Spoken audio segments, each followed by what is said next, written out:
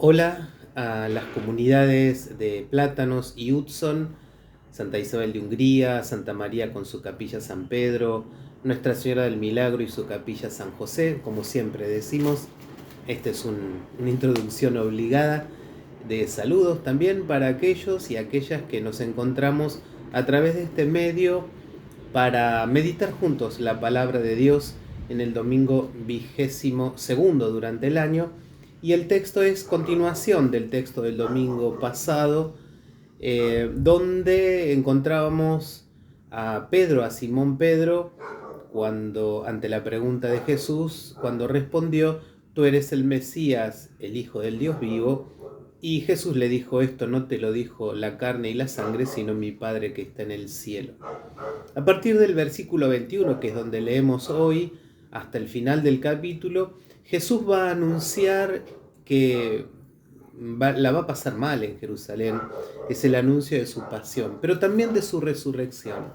Se nota que Pedro escuchó lo de la pasión, pero no escuchó demasiado lo de la resurrección. O quizás ante el anuncio del sufrimiento y de la muerte, bueno, ya no pudo escuchar más nada. Esa piedra de edificar que Simón apareció siendo el domingo pasado en el capítulo 16 se convierte hoy en piedra de tropiezo. Jesús le va a decir que dejó de ser esa piedra para edificar la comunidad y que sus miedos lo llevaron a ser piedra de tropiezo. Hay una contradicción en Simón Pedro, que es la contradicción que tenemos todos los seguidores y seguidoras de Jesús. Es decir, cuando aparece la posibilidad del sufrimiento a causa del reino, y esa es la cruz que se anuncia en este texto, no cualquier sufrimiento es cruz, eso también es importante tenerlo en cuenta.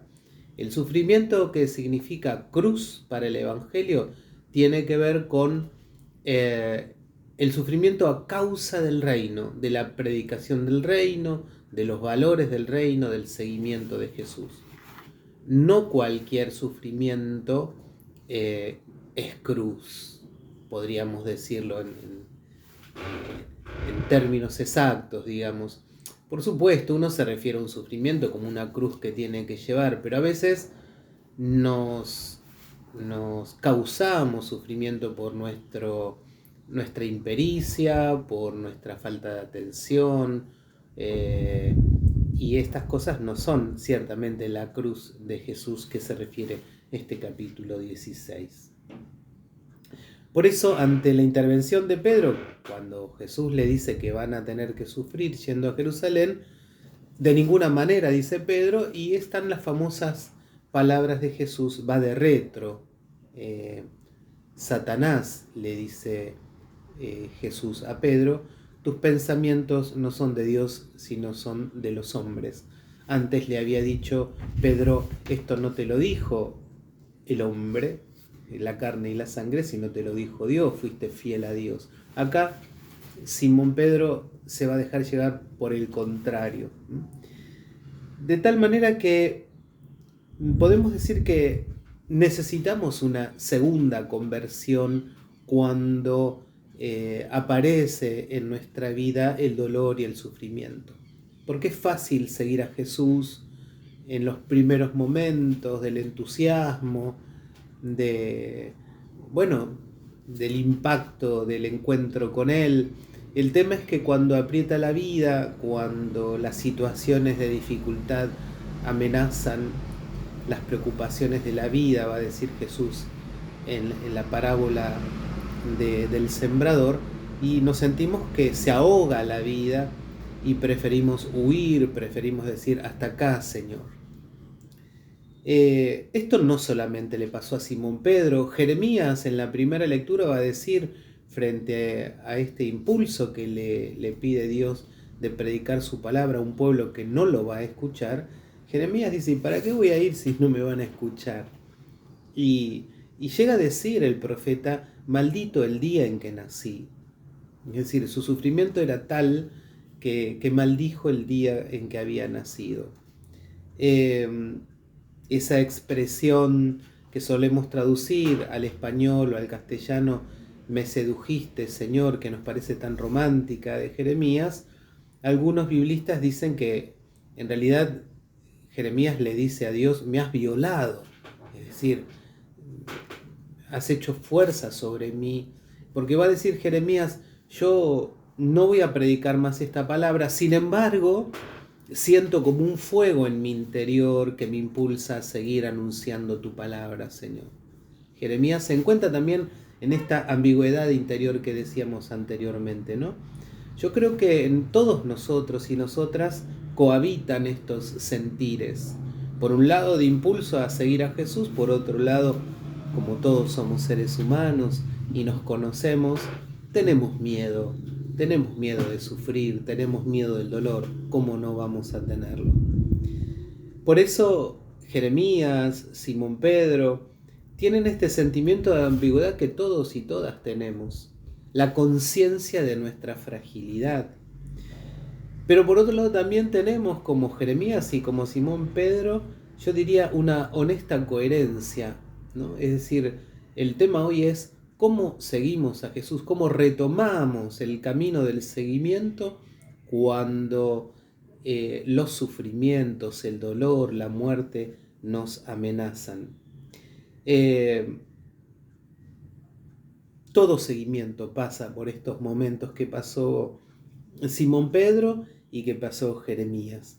Quizás, como decíamos antes, la advertencia de Jesús de Jerusalén no es solo haberles hablado de muerte, sino que Jesús les habló de Pascua, solo que Simón Pedro creo que no escuchó la parte de la resurrección. El temor lo tomó y prefirió decir, bueno, Señor, hasta acá. Jesús también habla de resurrección y nosotros también tenemos que escuchar este anuncio pascual de Jesús.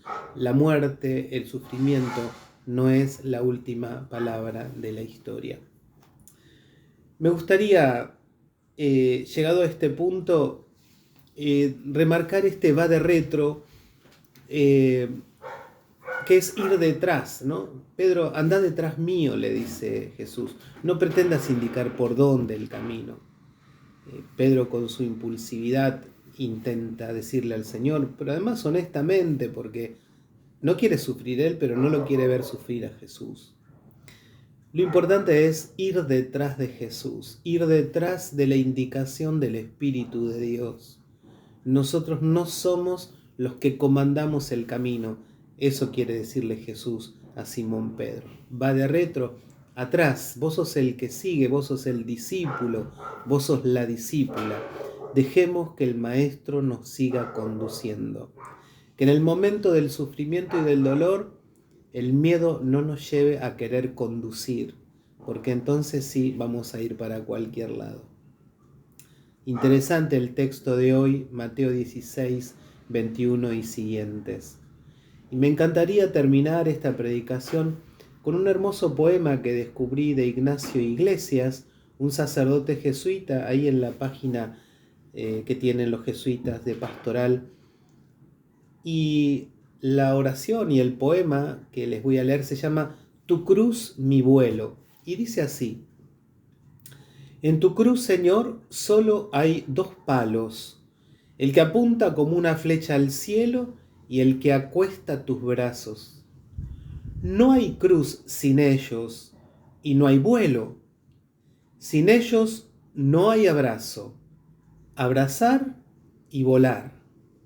Ansias del hombre en celo, abrazar esta tierra y llevármela dentro.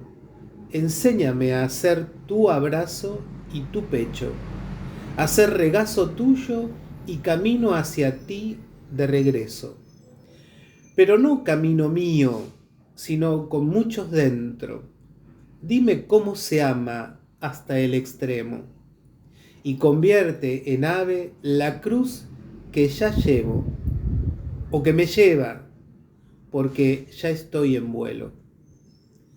Ojalá que abrazar la cruz sea para nosotros la honesta fidelidad al seguimiento de Jesús, más allá de todos los costos que signifique abrazar esa cruz, a veces dolorosa, que nos genera sufrimientos, pero la honesta fidelidad de seguir a Jesús también en estos momentos, escuchando de Jesús también que nos espera la resurrección y la vida.